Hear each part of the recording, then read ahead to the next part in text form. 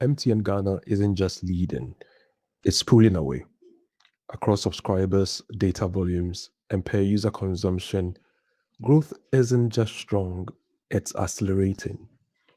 Here's the headline from H1 2026, the 6 months ending June 30th. 21.3 million active data subscribers, up 17% year on year.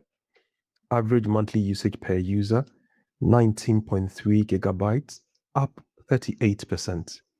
Data revenue, 8.8 billion cedis, up 47.1%. Now nearly 59% of all service revenue, up from 53% a year ago. That's the snapshot. More subscribers, more usage, more revenue, all growing faster than the business around it. Rewind to Q1 2026, and the trend was already building.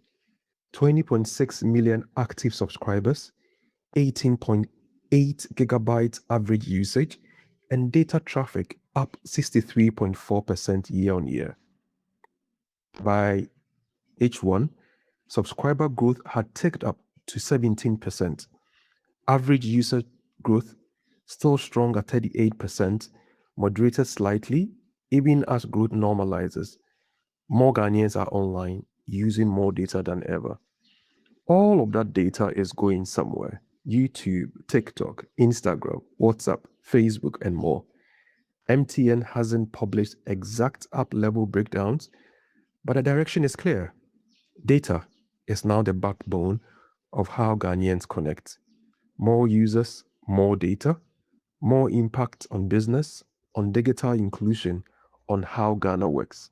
MTN Ghana is connecting today and by the numbers, positioning to power tomorrow.